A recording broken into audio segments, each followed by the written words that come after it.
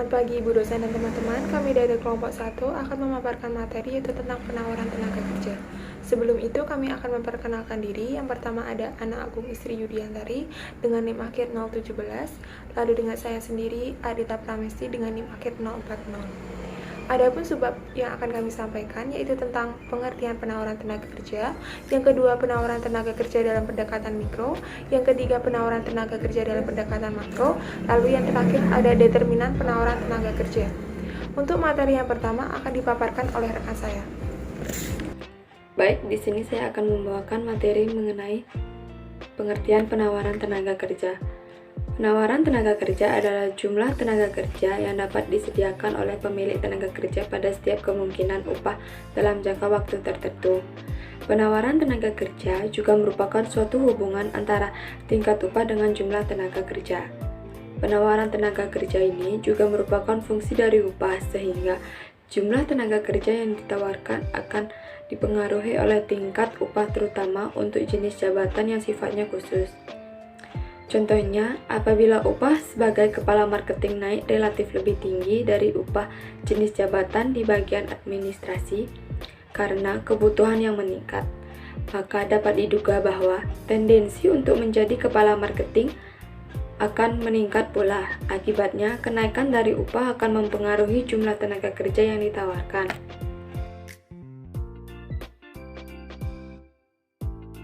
Baik, selanjutnya yaitu materi mengenai penawaran tenaga kerja dalam pendekatan mikro. Pada pendekatan mikro, penawaran tenaga kerja dilihat dari individu. Jika seseorang secara aktif mencari pekerjaan, maka orang tersebut didefinisikan berada pada kategori angkatan kerja. Pada dasarnya, jika seseorang individu berada pada kategori angkatan kerja atau menawarkan tenaganya di pasaran kerja, maka yang dia tawarkan adalah waktu yang dimilikinya dalam kesempatan kerja. Pendekatan mikro dapat diartikan juga sebagai penganalisisan dan pengkajian sumber daya manusia dari ruang lingkup yang lebih sempit dari perusahaan.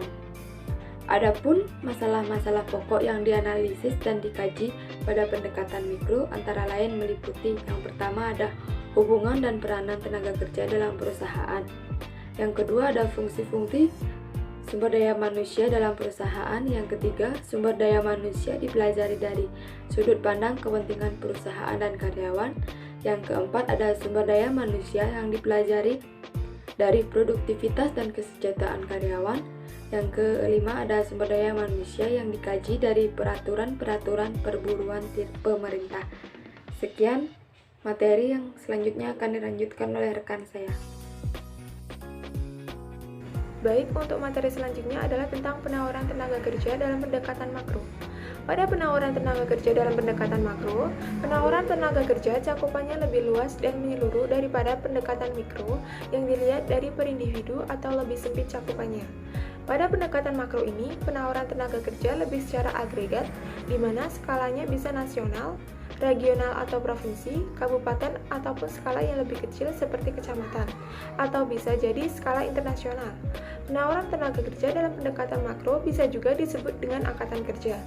Adapun hal-hal pokok yang dikaji dan dianalisis pada pendekatan makro yaitu: yang pertama, kualitas dan kuantitas SDM yang tersedia, yang kedua, perbandingan SDM dengan lapangan kerja yang ada, yang ketiga, susunan umur dan tingkat pendidikan SDM yang ada, yang keempat, tingkat pertambahan penduduk dan penyebarannya, yang kelima, latar belakang kultur, budaya dan agama SDM yang ada, yang keenam, tingkat produktivitas SDM yang ada, yang ketujuh, pendidikan dan kesehatan SDM, yang kedelapan, disiplin dan loyalitas SDM, dan yang terakhir ada kesadaran membela tenaga kerja dari SDM. Dari beberapa analisis tersebut dapat disimpulkan bahwa jumlah penawaran tenaga kerja berkaitan dengan beberapa faktor, yaitu yang pertama jumlah penduduk, yang kedua penduduk usia kerja, yang ketiga tingkat partisipasi angkatan kerja, dan yang terakhir ada angkatan kerja. Lalu materi selanjutnya adalah determinan penawaran tenaga kerja. Beberapa faktor penentu yang dapat dianggap sebagai determinan dari penawaran tenaga kerja baik diidentifikasi dari pendekatan mikro maupun makro. Lalu bisa dilihat ada beberapa faktor yang dapat dipandang sebagai determinan yang menentukan penawaran kerja, yaitu yang pertama tingkat upah. Dari pendekatan mikro, kita mencatat bahwa tingkat upah mempunyai peranan langsung dengan jam kerja yang ditawarkan, di mana apakah tingkat upah itu dapat berpengaruh negatif atau positif, dan kapan arah pengaruhnya seperti itu sangat tergantung dengan masing-masing individu dalam menawarkan tenaga kerjanya di pasar kerja, karena mengharapkan upah atau penghasilan dari tenaga kerja yang ditawarkan. Lalu yang kedua ada preferensi. Dari pendekatan mikro juga mencatat bahwa preferensi seseorang dalam memberikan penilaian terhadap pendapatan yang diperoleh melalui kerja dan terhadap kegiatan non-kerja. Yang ketiga, jumlah penduduk. Pada pendekatan makro, jumlah penduduk merupakan sumber utama dari penawaran tenaga kerjanya, di mana jumlah penduduk yang akan menawarkan tenaga kerjanya sangat ditentukan oleh banyak sedikitnya jumlah penduduk dalam wilayah tersebut. Jadi, secara absolut, penawaran tenaga kerja ditentukan oleh jumlah penduduk pada suatu wilayah tersebut. Lalu yang keempat, tingkat partisipasi angkatan kerja. Penawaran tenaga kerja ditentukan oleh tingkat partisipasi penduduknya di pasar kerja, karena tidak semua penduduk usia kerja menawarkan tenaga kerjanya di pasar kerja.